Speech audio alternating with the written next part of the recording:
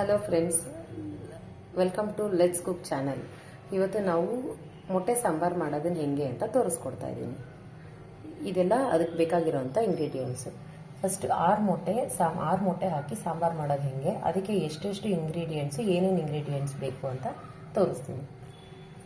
ತೆಂಗಿನಕಾಯಿ, ಅರ್ಧ ಹೋಳಲ್ಲಿ ಅರ್ಧ ತೆಂಗಿನಕಾಯಿ, ಸ್ವಲ್ಪ ಕೊತ್ತಂಬರಿ ಸೊಪ್ಪು, ಬೆಳ್ಳುಳ್ಳಿ, ಈರುಳ್ಳಿ, ಈ ಸ್ಪೂನಲ್ಲಿ 1 ಸ್ಪೂನು ಗಸಗಸೆ, ಮತ್ತು ಇದರಲ್ಲೇ 2 ಸ್ಪೂನು ಹುರಿಗಡ್ಲೆ ತೊಗೊಂಡಿದ್ದೀನಿ. ಅದಕ್ಕೆ ಮಸಾಲೆ ಒಂದು 7ರಿಂದ 8 ಒಣಮೆಣಸಿನ್ಕಾಯಿ, ಸ್ವಲ್ಪ ಚಕ್ಕೆ, ಲವಂಗ, ಒಂದು 2 ಚಿಟಿಕೆ ಆಗೋಷ್ಟು ಅರಿಶಿನ ಪುಡಿ, 2 ಸ್ಪೂನು ಧನಿಯಾ ಪುಡಿ. ಒಗ್ಗರಣೆಗೆ ಸಾಸಿವೆ, ಈರುಳ್ಳಿ, ಕರಿಬೇವು. ಈಗ ನಾವು ಫಸ್ಟು ಈರುಳ್ಳಿ ಮತ್ತು ಬೆಳ್ಳುಳ್ಳಿನ ಬಿಸಿ ಮಾಡ್ಕೊಳ್ಳೋಣ, ಎಣ್ಣೆ ಫ್ರೈ ಮಾಡ್ಕೊಳ್ಳೋಣ.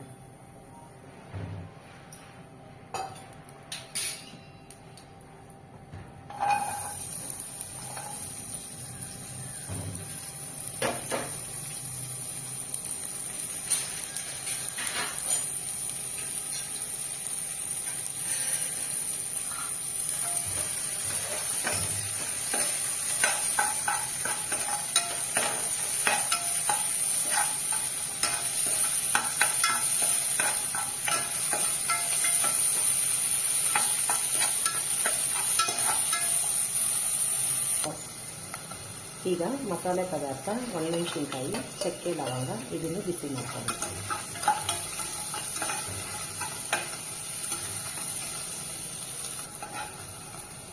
ನಾನಿಲ್ಲಿ ಧನಿಯಾ ಪುಡಿನ ಫ್ರೈ ಮಾಡ್ಕೊಳ್ಳೋದು, ಯಾಕೆಂದರೆ ಇದು ಸೀದೋಗ್ಬಿಡುತ್ತೆ. ಡೈರೆಕ್ಟಾಗಿ ರುಬ್ಬೋದಕ್ಕೆ ಹಾಕೊಳ್ಳೋಣ. ಈಗ ಹುರ್ಕೊಂಡಿರುವಂಥ ಈರುಳ್ಳಿ, ಒಣಮೆಣಸಿನ್ಕಾಯಿ, ಚಕ್ಕೆ, ಲವಂಗ, ಬೆಳ್ಳುಳ್ಳಿ ಇದನ್ನೆಲ್ಲನೂ ಮಿಕ್ಸಿ ಜಾರಿಗೆ ಹಾಕ್ಕೊಂಡು ಇದ್ರ ಜೊತೆ ತೆಂಗಿನಕಾಯಿ, ಹುರಿಗಡ್ಲೆ, ಗಸಗಸೆ, ಕೊತ್ತಂಬರಿ ಸೊಪ್ಪು ಇದನ್ನೆಲ್ಲನೂ ಮತ್ತು ಧನಿಯಾ ಪುಡಿ, ಅರಿಶಿನ ಇದೆಲ್ಲನೂ ಒಟ್ಟಿಗೆ ರುಬ್ಕೊಳ್ಳೋಣ.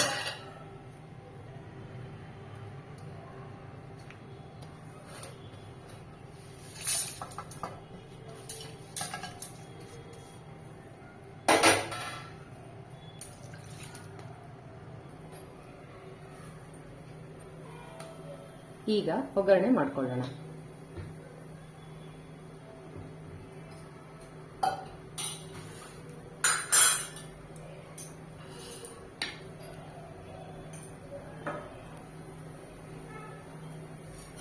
ಸಾಸಿವೆ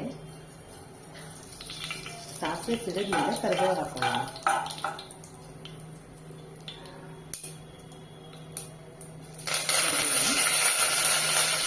ಈರುಳ್ಳಿ ಚೆನ್ನಾಗಿ ಫ್ರೈ ಮಾಡ್ಕೊಳ್ಳೋಣ. ಈಗ ರುಬ್ಬಿರೋ ಮಸಾಲೆ ಹಾಕೊಳ್ಳೋಣ.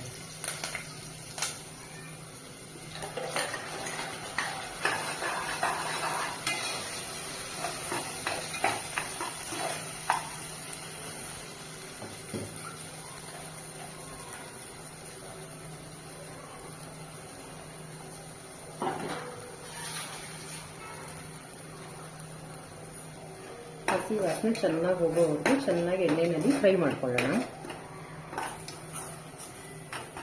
ನೋಡಿ, ಇಲ್ಲೆಲ್ಲ ಎಣ್ಣೆ ಎಲ್ಲ ಸೈಡಲ್ಲಿ ಬಿಟ್ಕೊಂಡಿದೆ, ಅಲ್ಲಿವರೆಗೂ ಚೆನ್ನಾಗಿ ಫ್ರೈ ಮಾಡ್ಕೊಬೇಕು. ಅದಾದಮೇಲೆ ನೀರು ಹಾಕೊಳ್ಳೋಣ. ಎಷ್ಟು ಬೇಕೋ ಅಷ್ಟು ನೀರು, ಎಷ್ಟು ಗಟ್ಟಿ ಬೇಕೋ ನೋಡಿಕೊಂಡು ನೀರು ಹಾಕೊಳ್ಳೋಣ.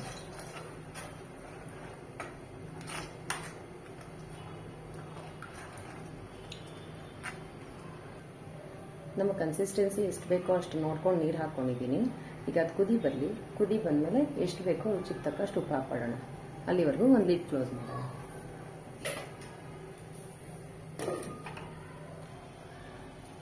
ಈಗ ಕುದೀತಾ ಇದೆ, ನಾವು ರುಚಿಗೆ ತಕ್ಕಷ್ಟು ಉಪ್ಪು ಹಾಕೋಣ.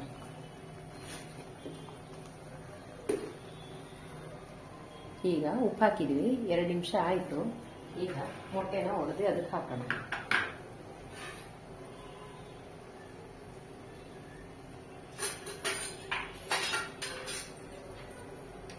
ಮೊಟ್ಟೆ ಹಾಕ್ಬಿಟ್ಟು ನಾವು ಕಲಿಸಬಾರ್ದು.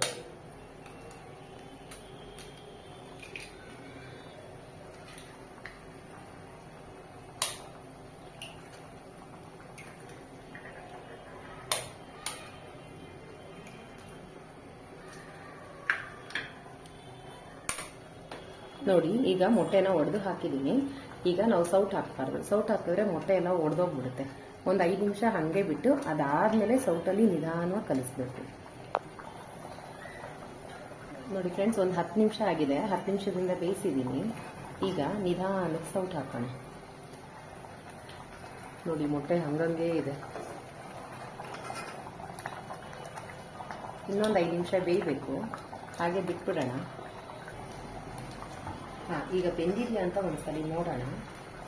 ನೋಡಿ ಇಲ್ಲಿ ಯೆಲ್ಲೋ ಕಲರ್ ಇದೆಯಲ್ಲ, ಅದು ನೀಟಾಗಿ ಬೆಂದಿದೆ. ಸೊ ಮೊಟ್ಟೆ ಸಾಂಬಾರ್ ರೆಡಿ. ಈಗ ನಾವು ಇದನ್ನು ಒಂದು ಸರ್ವಿಂಗ್ ಬೌಲಿಗೆ ಹಾಕೊಳ್ಳೋಣ. ಈಗ ಮೊಟ್ಟೆ ಸಾಂಬಾರ್ ರೆಡಿಯಾಗಿದೆ.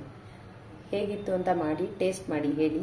ಪ್ಲೀಸ್ ನನ್ನ ಚಾನಲ್ನ ಲೈಕ್ ಮಾಡಿ, ಶೇರ್ ಮಾಡಿ, ಸಬ್ಸ್ಕ್ರೈಬ್ ಮಾಡಿ. Thank you.